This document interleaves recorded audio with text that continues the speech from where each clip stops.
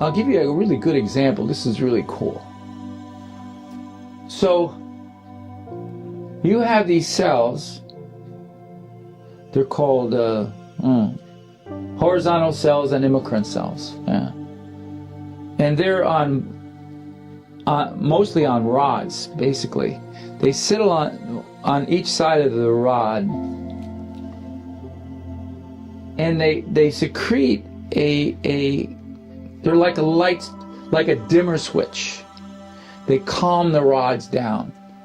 Now the rods are meant to see at night. They're very much more sensitive. I don't know, pick a number, 10, 20, 30 times more sensitive than the cones that see in the daytime. They have to be that way, maybe because they have only one bipolar cell to like 10, 20. Depends who you read. I read one thing where they said there's 300 rods to one bipolar cell, and that makes this much more sensitive. So you could say it's 300 times more sensitive if you look at it that way. They secrete a hormone, or a neurotransmitter, better, not a hormone, a neurotransmitter, that calms the rods down in the daytime. As light goes through the interstitial fluids, it hits these cells, they secrete a neurotransmitter to turn the rods down. If these guys aren't fed, you become more sensitive to light in the daytime especially, and at night. The car's coming to you, everything looks really bright, you gotta close your eyes. In my opinion, you know, the ophthalmologist again might be rolling on the floor laughing at this, but who cares? So these guys aren't being fed. And the older you get, I think the more this is so. These cells don't get fed from the interstitial fluids, nourished by the Mueller cells, nourished by the vitreous humor, nourished by the aqueous humor, that gets nourished by the cornea. Bum, bum, bum, bum, bum.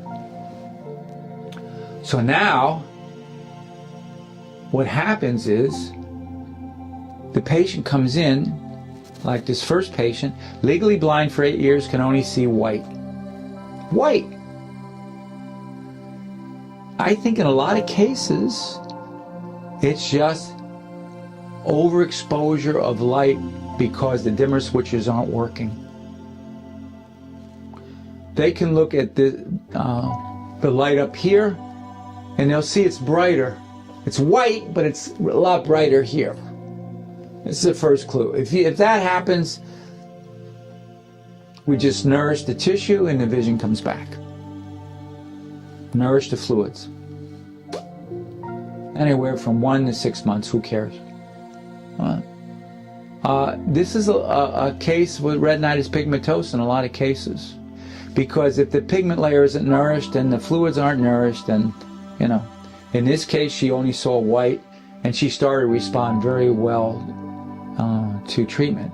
Now, I didn't know, 14 years ago that that's what I was doing. But now, looking back at it, somebody comes in, they only see white, I'm in heaven. All right, no problem, let's go. Now, if they see black, that's harder to bring back. Although I've done it. I've brought them back from black. A lot of the retinitis pigmentosa patients, they have a black spot. And I'm able to get rid of that black spot almost every time. 1 or 2 treatments, boom, gone. And then they go away for a week, 2 weeks, a month, 3 months. It depends on the patient and type, whatever. Then all of a sudden, they see the black spot come back, and they'll come in right away and get rid of the black spot. They know that if they let that black spot come back, they're going to start seeing white and wash out again. It's just kind of cool when you think about it. Yeah. Now, what about shades? So when we wear sunglasses, the brighter the light, the more these endocrine and horizontal cells secrete a dimmer switch into the rod.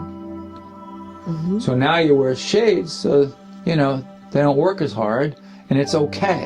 All right, it dims the light, no one cares, and you get. I think, for the most part, You know, there's cheap sunglasses. There's good. The good sunglasses, you actually, I think you see better. There's more acuity with that. You get the best of both worlds with a really good sunglasses. Having said all that,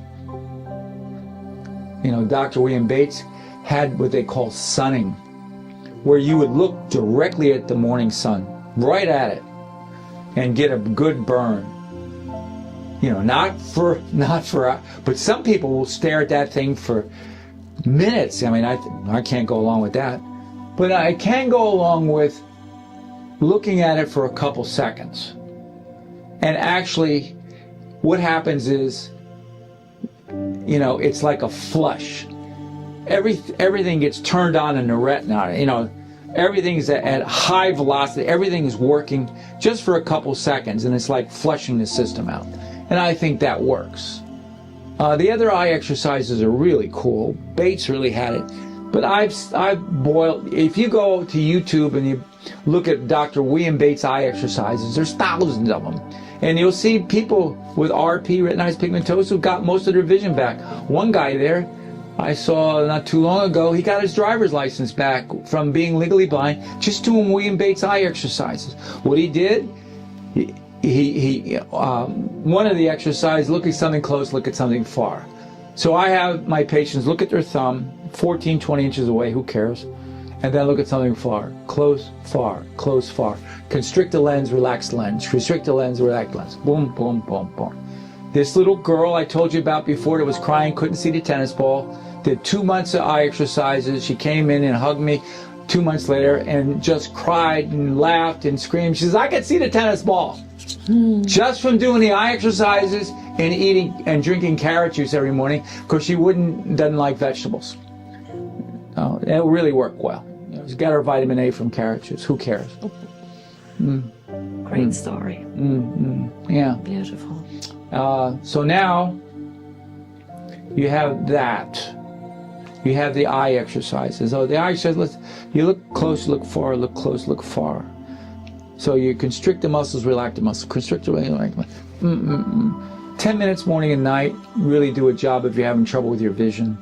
The other one is kind of very interesting. So the physiology, the structure of the eye, the outside, the water balloon, you know, from the clear part back, this is your cornea. The rest of the eye is called the sclera. It's the white part, if you will. Goes all the way back. Then very next layer in is the vascular layer. The veins and arteries that feed the eye are right under the skin. Right under the skin. Right? So what happens when you look, you have muscles on top of your eye, bottom of your eye, sides of your eye, both sides, off to the corners. There's like six muscles, I think, that run the eye. You look left, right, up, and down. Now, those muscles wrap around the whole eye. They're not just attached. They wrap the whole thing. Now, when they wrap the whole thing and you look left, right, you're squeezing the eye a little bit. But what are you squeezing? You're squeezing the blood through the retina. Now, if you wear glasses all day like these kids, they have to turn their head. They don't turn their eyes. So they lose that too.